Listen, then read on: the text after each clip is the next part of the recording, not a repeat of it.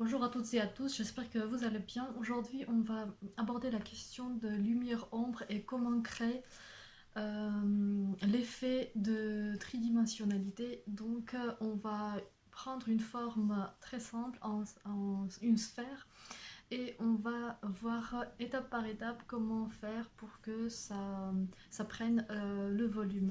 Nous avons fait la semaine dernière le cours sur la tête, mais nous avons plutôt exercé le point de vue et pas autant le volume, puisqu'on a fait, on a fait d'une manière comme un contour. Nous n'avons pas fait l'effet de volume. Et ce sujet, nous avons déjà abordé plusieurs fois pendant les cours, mais c'est très complexe et c'est mieux qu'on fasse étape par étape uniquement sur ce sujet. Donc les éléments que nous avons besoin pour ce cours, c'est crayon HB et crayon 2B et une gomme. Euh, donc au début, on va commencer à faire euh, plusieurs cas où on peut avoir, par exemple, une sphère. On va faire pas trop petit pour bien voir. Donc on va faire quelque chose comme un cercle. On va voir après pour que ce soit parfait. Et on va gommer les éléments.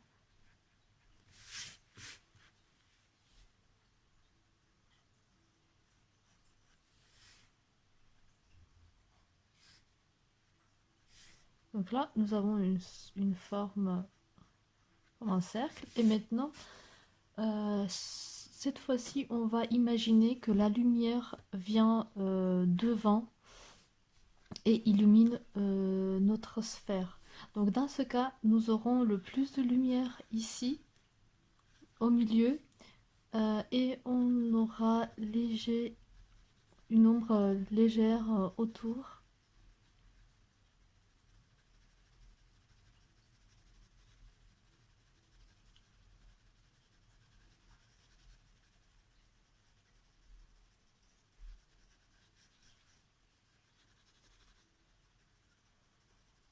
Alors c'est le cas où nous avons la lumière qui illumine devant directement la sphère.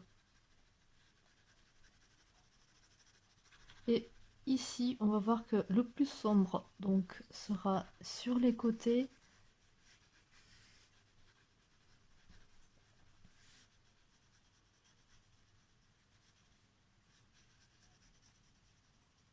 Après, ça sera euh,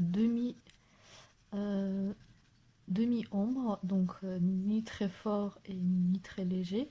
Et après, on va laisser la place à la luminosité qui sera ici au milieu. Donc après, on va renforcer les ombres qui sont des côtés.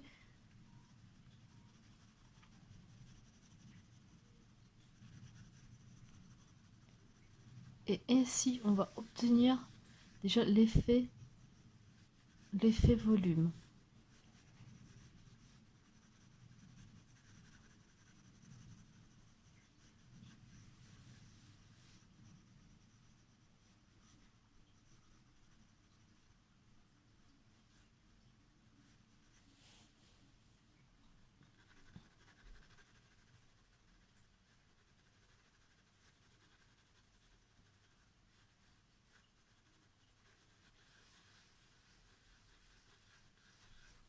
Alors après, si on adoucit les contours, ça va encore donner l'effet euh, que c'est rond.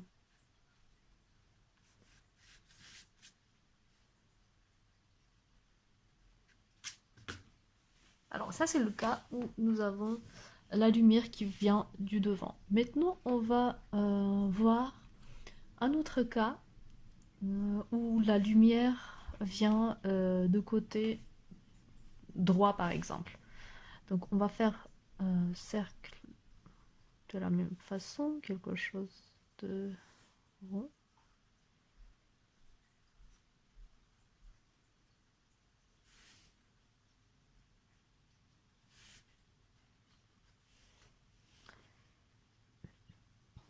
Quelque chose relativement rond.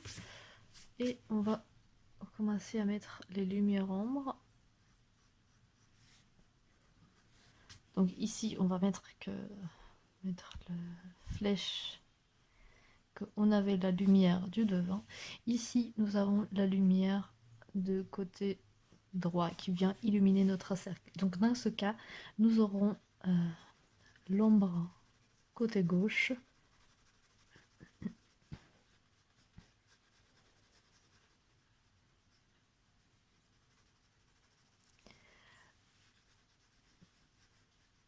Côté droit aussi, malgré la lumière, nous aurons quelque chose qui sera quand même un peu foncé. Et après, la lumière maximale va venir vers ce côté.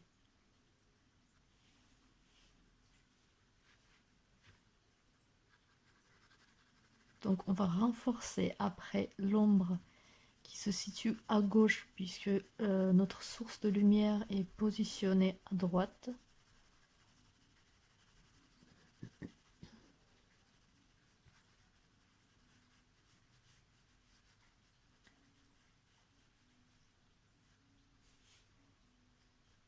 Donc nous avons légèrement adoucir aussi les contours.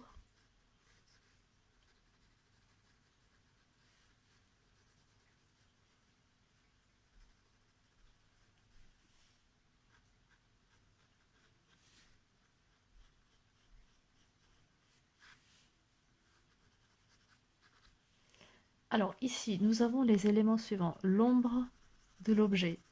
Donc c'est celui-là qui va se positionner sur cette partie puisque nous avons la lumière qui vient de là-bas. Donc ça sera l'ombre de l'objet.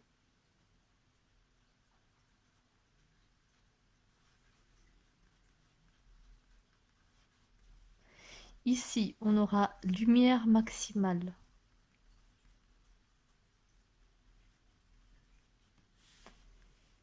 Et ici, on aura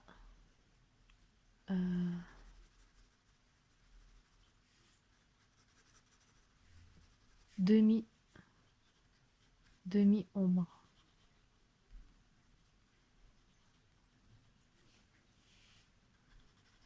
Alors après, on peut effectivement renforcer.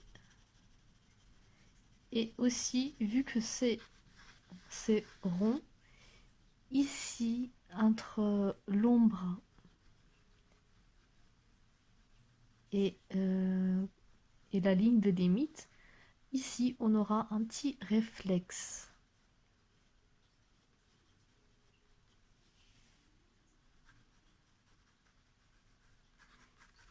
Donc on voit que cette ombre, ça vient plutôt par là et pas vraiment jusqu'au bout. Après, il faut essayer que ce soit un peu homogène et ça crie pas trop. Donc on vient renforcer cette ombre sur côté gauche et on laisse un petit réflexe ici. Donc lumière maximale ce côté ici et légère demi-ombre ici. Donc ça c'est le cas où nous avons la lumière qui vient côté droit.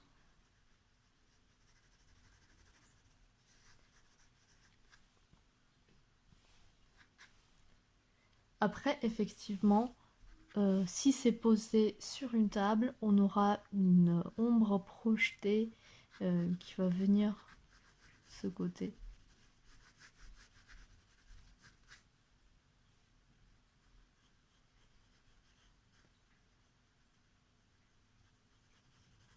Mais les ombres projetées, on va plutôt rajouter à la fin. Donc là, on a vu lumière latérale, lumière frontale, et maintenant on va aborder un autre cas.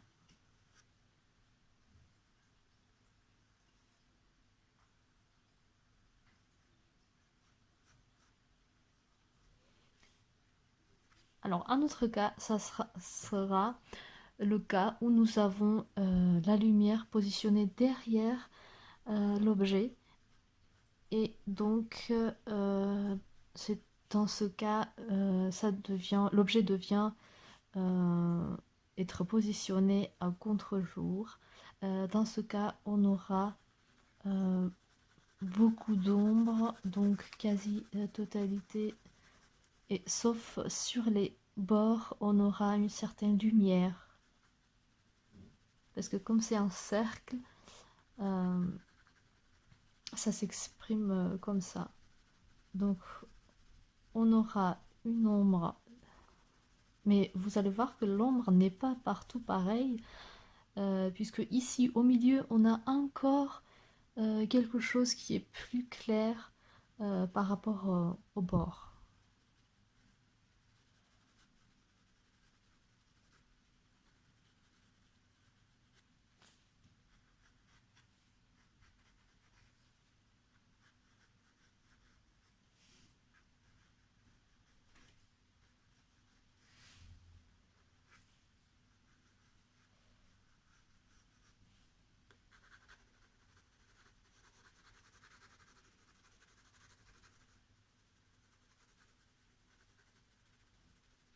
Alors, on va renforcer.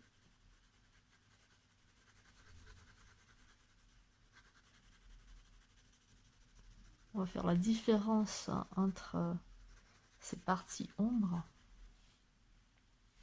Et donc, on a sur toute la partie autour une légère lumière.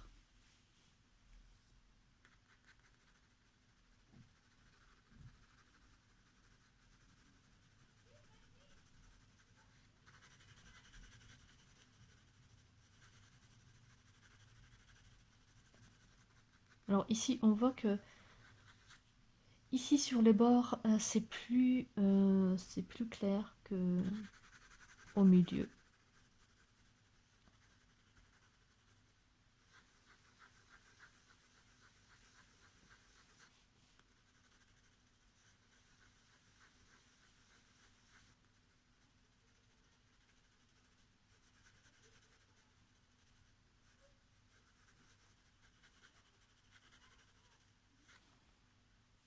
Donc ça c'est le cas contre-jour, et on va écrire ici, ça c'est ombre de l'objet, ombre de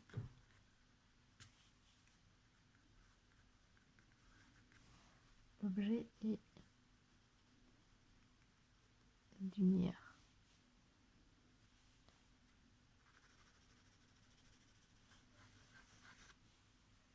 Et au milieu on aura une demi-ombre. Maintenant on va voir un autre cas où la lumière vient de au-dessus.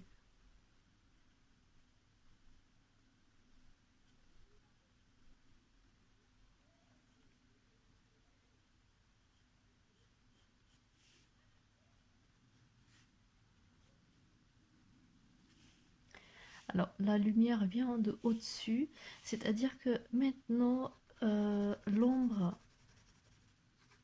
va suivre le cercle comme ça.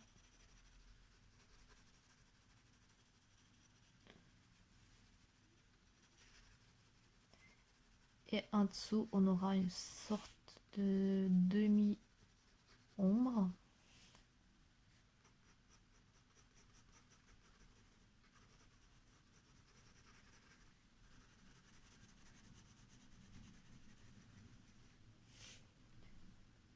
Donc ici, on aura un réflexe comme ici.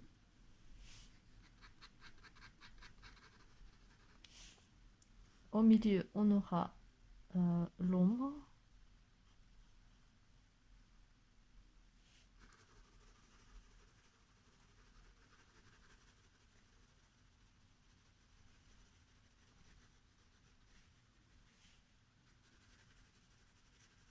Et après cette ombre, il y aura une ligne où ce sera le plus fort.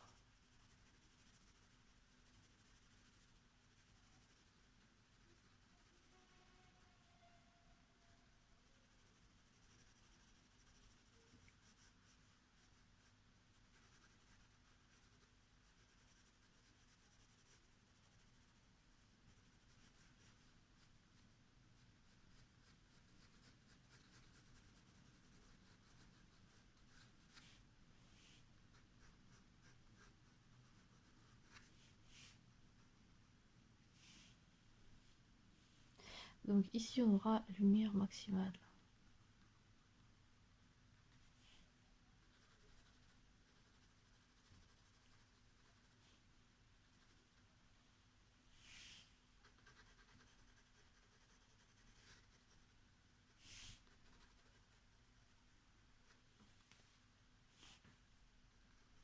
Donc après ça dépend aussi, lumière peut être au-dessus de l'objet, mais peut être plus avancée vers nous ou plus reculée. Il y a beaucoup de variations là-dessus. On peut voir encore un exemple. Euh, on va dessiner ici.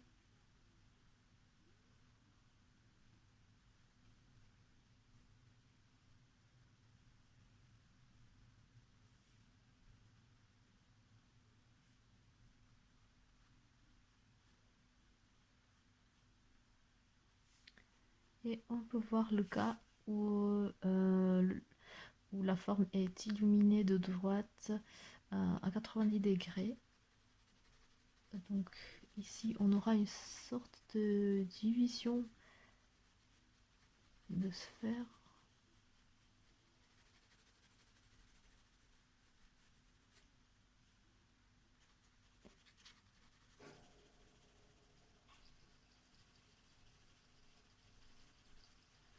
Mais vous allez voir que ces cas, ils se ressemblent parce qu'il y a à chaque fois le même principe. Donc nous avons une ombre maximale, par exemple ici, maintenant, nous avons fait l'ombre maximale ici.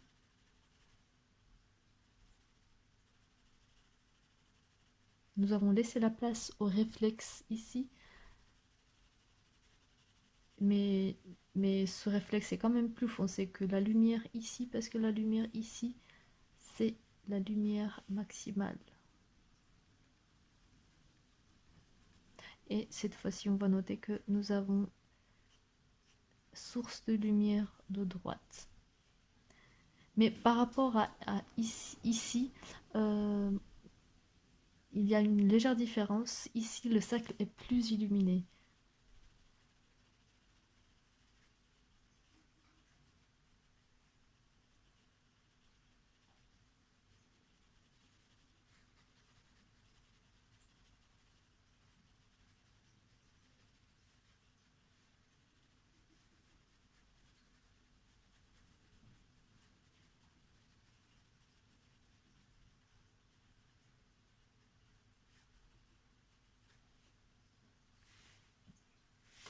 Après, on va renforcer.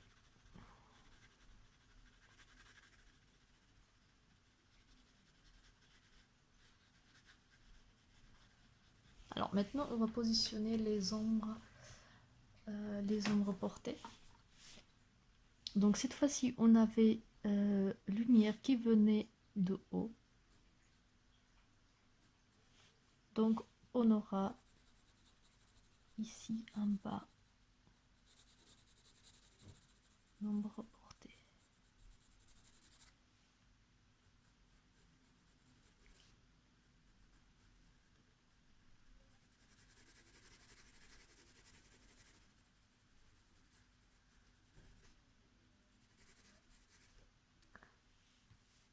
Ici, on aura côté gauche, bien sûr, puisque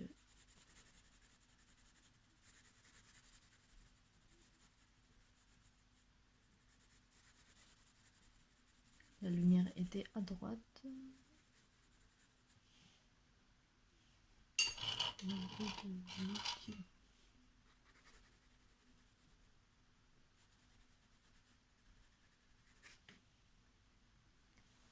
Alors ici,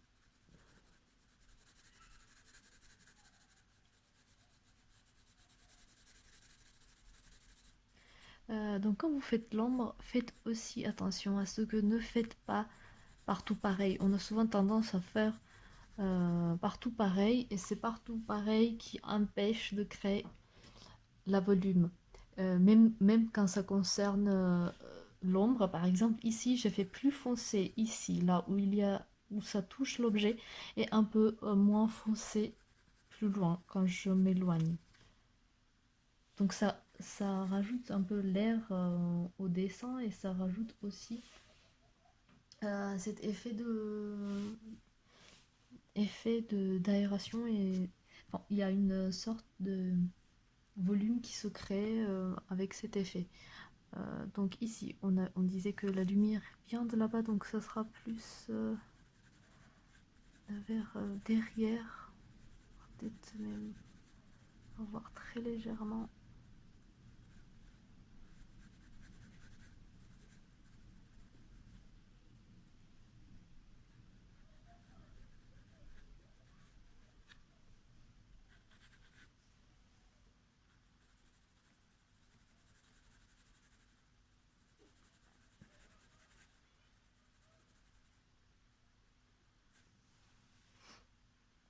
Voilà.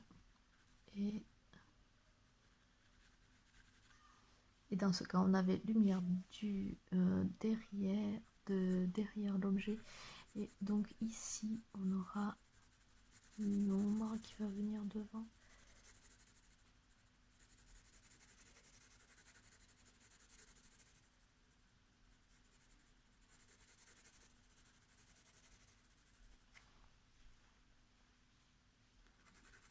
Et vous allez voir que dans toutes les formes existantes sur Terre auront ces éléments nécessaires pour exprimer la volume. Même si vous allez dessiner un visage, la main, le pied, nez ou les objets comme un verre ou n'importe quel objet, vous allez voir qu'il faut ces éléments-là pour exprimer le volume. Donc ces éléments sont lumière maximale, l'ombre, réflexe entre la partie ombre et le contour de l'objet. Et les demi-ombres qui ne sont pas, si vous faites le même densité de l'ombre sur toutes les parties, vous allez voir que ça va tout de suite aplatir l'objet. Donc ici, ce qui fait vraiment la forme, c'est les différences de tonalité. Par exemple, ici on a mis plus de noir que sur autre partie. Donc c'est des petites différences qui créent vraiment volume. Par exemple ici, nous avons fait ici sur cette zone plus d'ombre par rapport à d'autres parties. Et ici, nous avons mis ici plus d'ombre comparant à d'autres parties. Après, ce qui joue aussi un rôle important, c'est l'ombre portée. Et l'ombre portée, la direction de l'ombre portée vient toujours en cohérence avec source de lumière. C'est à l'opposé de source de lumière qu'on va positionner l'ombre. Donc nous avons ici examiné quelques cas pour montrer comment exprimer le volume. Après, bien sûr, il y a les différences concernant si c'est forme allongée, si c'est rond, si c'est carré, mais à chaque fois vous allez voir qu'il y aura quand même ces éléments-là parce que c'est les éléments fondamentaux. Maintenant, on va dessiner une pomme et on va utiliser tous ces éléments-là et on va choisir notre source de lumière. On va dire que comme si c'est illuminé de gauche. Donc on va faire quelque chose assez grand, plus grand que ce que nous avons fait.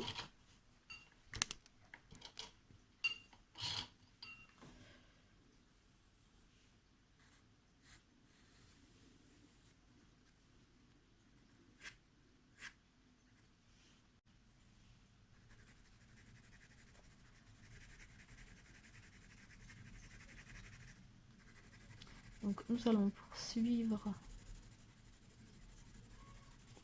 l'effet de l'ombre, puisque nous avons déterminé que source de lumière vient de gauche. Donc ici, on aura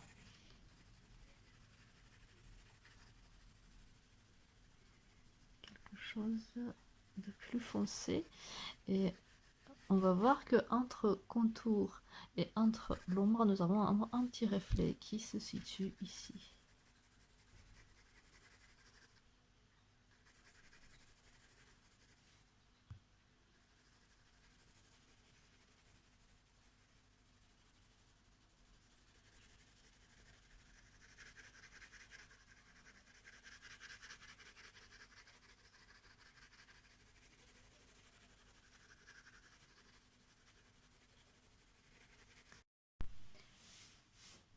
Alors ce qui est aussi important de notifier, que ici en dessous il y aura plus d'ombre que au-dessus, puisque on a plus de volume au-dessus, et pour exprimer que ça descend, ici on aura plus d'ombre. Donc nous avons éclairci sur certaines parties ici. Et aussi, ce qui est important, de ne pas laisser le contour partout pareil, mais des fois le faire disparaître, des fois apparaître plus, par exemple ici. Et ça aide aussi à créer le volume. Donc n'hésitez pas à envoyer aussi vos créations pour que je puisse voir comment vous avez compris ce principe, et comment vous avez réussi à mettre en place ces éléments fondamentaux du dessin.